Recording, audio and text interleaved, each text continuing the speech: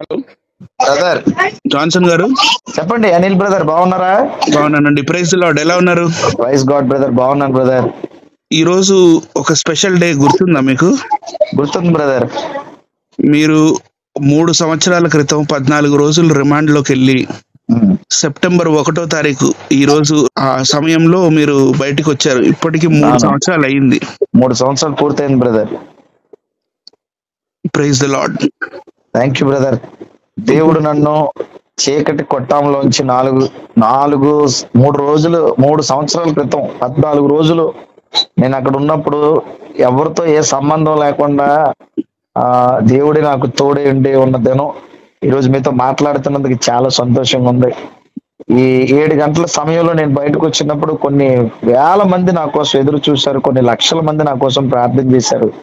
2 తెలుగు రాష్ట్రాలతో పాటు మరి వేరే రాష్ట్రాలు, వేరే దేశాల్లో కూడా నా కోసం ఎదురు చూసి ప్రార్థించి తిరిగి రావాలని, మా క్రైస్తవ ప్రపంచం కోసం పోరాడి అరెస్ట్ అయినటువంటి మా సహోదరుడు క్షేమంగా రావాలని నా కోసం, నా భార్య బిడ్డల కోసం ప్రార్థన చేసిన ఈ యొక్క క్రైస్తవ ప్రపంచానికి నేను రుణపడి ఉన్నాను బ్రదర్ అనిల్ గారు. ఇంకొక విషయం ఏంటంటే, మరి ఆ తర్వాత సెప్టెంబర్ 3వ తారీఖు తిరిగి మళ్ళీ మీరు హైదరాబాద్ వచ్చారు. అవును బ్రదర్, హైదరాబాద్ వచ్చాను. ఫస్ట్ నేను అక్కడికి వచ్చినప్పుడు పూచికత్తు నాకు బెయిల్ ఇచ్చారు. దానికోసం నేను ఏం చేయాలంటే ప్రతి వారం వచ్చి అక్కడికి సైన్ చేయాలి 3 నెలల్లో. అది నాకు 3 నెలల వరకు కూడా నేను సైన్ చేయాలి. 12 ఇంచుమించు 12 సంతకాలు పెట్టాలి 3 నెలల వరకు. అలా ఫస్ట్ టైం వచ్చినప్పుడు మిమ్మల్ని కలిసాను బ్రదర్. ఫస్ట్ టైం అండి. అప్పుడు వచ్చినప్పుడు నాకు పరిచయం 3 years అయింది మన పరిచయం. దేవుడు ఇలా నన్ను నడిపించాడు. నేను జైల్లోకి వెళ్ళి వచ్చిన తర్వాత నాకు పరిచయం చేసిన ఒక గొప్ప మరి సహోదరులు మీరు, అందుని బట్టి నేను సంతోషిస్తున్నాను. దేవుడు మన ప్రయాణాన్ని ఇలాగే ఇంకా ఎక్కువగా క్రైస్తవ ప్రపంచంలో కొనసాగించాలని నేను కోరుకుంటున్నాను. క్రైస్తవ ప్రపంచానికి నేను రుణపడి ఉన్నాను, ముఖ్యంగా దేవుడికి రుణపడి ఉన్నాను. దేవుని యొక్క పనిలో క్రీస్తునందు ఈ క్రైస్తవ ప్రపంచానికి నా ప్రాణం ఉన్నంత వరకు కూడా క్రీస్తు కొరకు పోరాడుతూనే ఉంటాను. మతోన్మాదులతోని, దేవుడికి వ్యతిరేకులతోని. మరి నా క్రైస్తవ ప్రపంచానికి నేను ఏమి ఇవ్వగలనంటే నా ప్రాణం అందు బ్రదర్, అదొకటే నేను ఇవ్వగలను. అంతే కదా, అదొకటే నేను ఇవ్వాలి ప్రభునందు, అదొకటే నేను ఇవ్వగలని. నా ఆఖరి శ్వాస వరకు నమ్మకంగా నా క్రైస్తవ్యం కోసం నేను పని చేయాలన్నది నా ఆశ. మీరు కూడా నా కోసం చండి, మన సోదరులు ఆపండి. ఈ రోజు నేను చాలా ఆనందం వేసింది బ్రదర్. ఈ రోజు ప్రార్థన చేసుకోను, తదుపరి మీకే ఫోన్ చేశాను, మీరు మళ్ళీ నాకు చేశారు. సో నాకు చాలా ఆనందం అనిపించి మీతో ఇది పంచుకోవాలని అనుకున్నాను.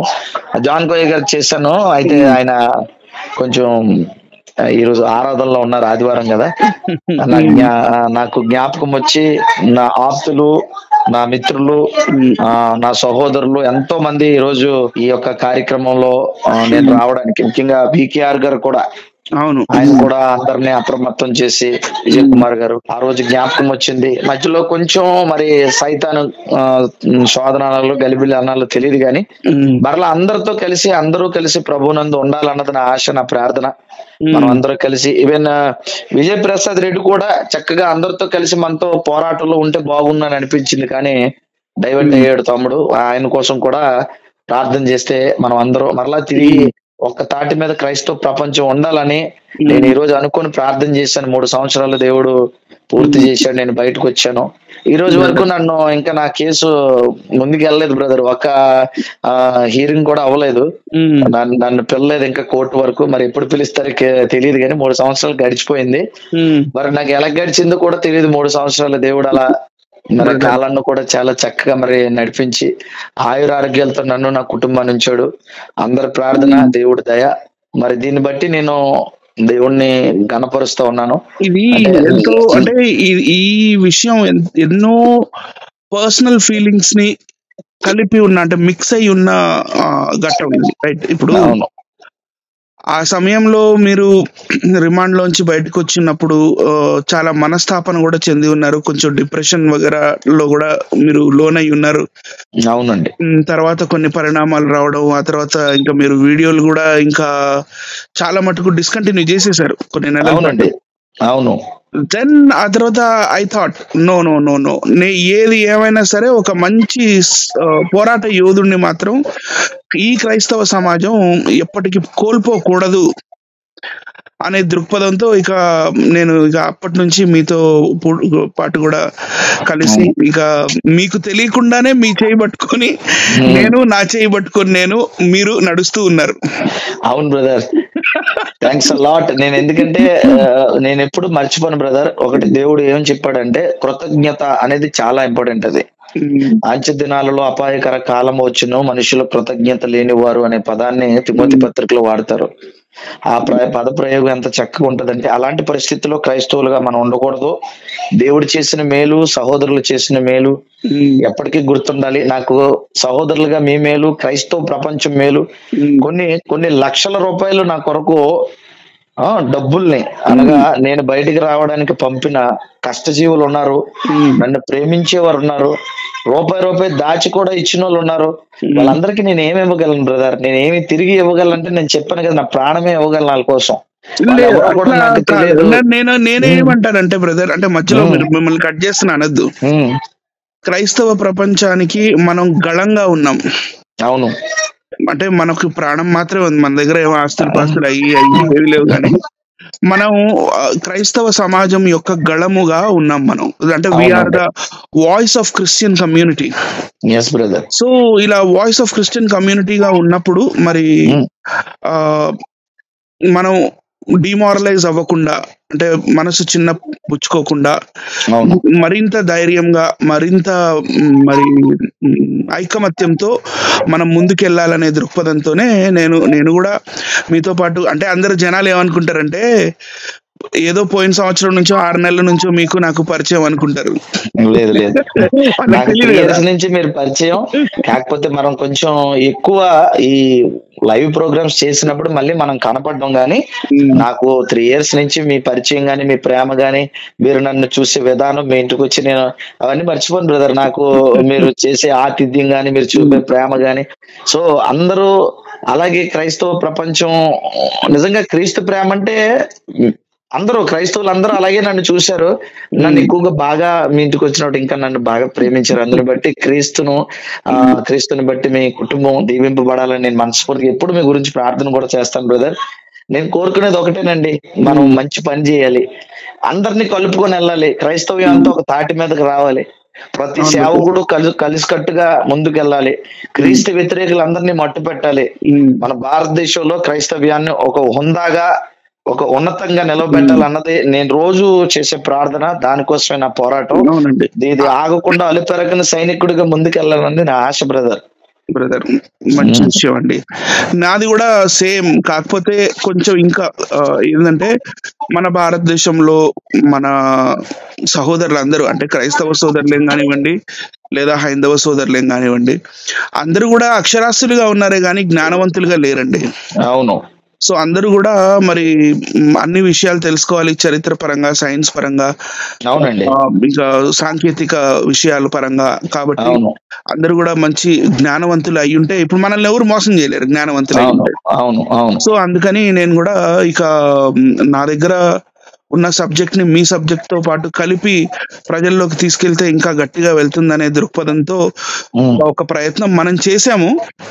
కానీ నాకు తెలిసి అది సక్సెస్ అయిందని అనుకుంటున్నాను. మీరేమంటారు? 100% సక్సెస్ అయింది బ్రదర్. So many calls. మీ టీమ్ ఇప్పుడు ఏమంటారు, హనీ జాన్సన్ టీమ్ అని అంటున్నారు. మిమ్మల్ని జాన్సన్, మీ జాన్ కోయ గారు నన్ను కలిపి, అది చాలా వినడానికి నాకు చాలా ఆనందం అనిపిస్తుంది.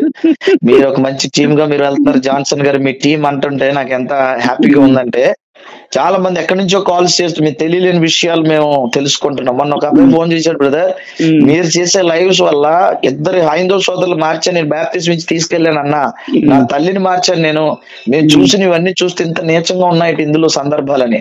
అయితే క్రైస్తవ్యాన్ని వ్యతిరేకిస్తున్నారు అన్నది ఒక విషయం అయితే, సత్యాన్ని మనం బోధిస్తూనే వారికి తెలియలేనిటువంటి విషయాలని హైందవ గ్రంథాలను మనం తీసి చూపడం అనేది ఇది ఒక గొప్ప, అంటే ఒక కనువిప్పుగా ఇటు క్రైస్తవ ప్రపంచానికి కానివ్వండి, అటు హైందవ సమాజానికి కానివ్వండి నిజంగా ఒక కనువిప్పుగా. ఈ రోజు మనం అనుకోవచ్చు అందరూ ఈ రోజు కొంతమంది క్రీస్తు వ్యతిరేకులు అందరూ కూడా దాన్ని డైవర్ట్ చేయడానికి వీళ్ళు మన మీదకి వస్తున్నారు కాబట్టి ఇక గ్రంథాల గురించి మాట్లాడకుండా చేయాలని కొన్ని లాలిత్యులు చేస్తున్నారు.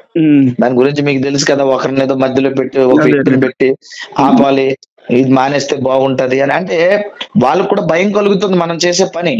ఎన్ని రోజులు పోరాటం వెళ్ళాం కానీ ఎక్కడి నుంచి ఆపితే ఎక్కడ కొడితే పడతారు అన్నది అర్థం కాలేని స్థితిలో మనం ఉన్నప్పుడు కొన్ని సంవత్సరాలు గడిచాయి. కానీ దేవుడు ఈ విధంగా వారితో మనం ముందుకు వెళ్తే, ఈ విధంగా మనం పోరాటం చేస్తే, ఈ విధంగా సత్యాన్ని కనపరిస్తే అనేకులకి ఇది వెళ్తాదనే ఒక మంచి అవకాశాన్ని దేవుడు మనకి ఇచ్చాడు బ్రదర్. దీన్ని మనం ఏది ఏమైనా కంటిన్యూస్ చేసి మన సత్యవాక్యాన్ని మనం ప్రకటిస్తూ దాన్ని బయలుపరుస్తూ at the same time apologetics అని ఏదైతే ఉందో సత్యాన్వేషణ గ్రహించి మన క్రైస్తవ హైందవ సమాజాన్ని మేలుకొల్పే ఇంకా ఎక్కువగా ముందుకు వెళ్ళి ఇంకా మంచి మంచి సంగతులు చెప్పాలి, ముందుకు వెళ్ళాలని నేనైతే కోరుకుంటూ ఆనందిస్తున్నాను బ్రదర్. నేను అనుకుంటున్నాను, మీరేమంటారు బ్రదర్? అదే ఇప్పుడు అపాలజెటిక్స్ అనేది నేనేమంటానంటే every Christian believer has to be apologetic. So apologetics అనేది కొంతమంది ఏమనుకుంటున్నారంటే, కొంతమంది అదే చెప్తున్నాను, అక్షరాస్యత ఉంది కానీ జ్ఞానవంతులుగా లేరు కదా. నేనేమంటున్నానంటే అపాలజెటిక్స్ అంటే హిందూ గ్రంథాలు మాత్రమే తిరగేటు, హిందూ గ్రంథాల్లో ఏముందని చెప్పడం మాత్రమే అపాలజెటిక్స్ కాదు.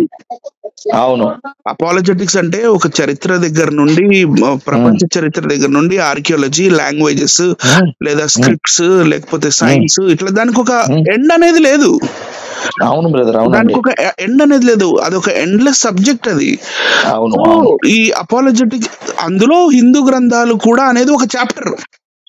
బ్రదర్, గొప్ప విషయం మీకు చెప్పనా, మనం చేసే పని మనం చిన్నోళ్ళు అయినా మనల్ని దీవించే వారు ఉన్నారు మీకు తెలుసా. అందులో ఒక ఆయన ఈశ్వర్ డానియల్ గారు, మీకు ఐడియా ఉండి ఉంటది, చాలా అభిమానిస్తారు ఆయన. మొన్న లైవ్ లోకి వచ్చారు కదా.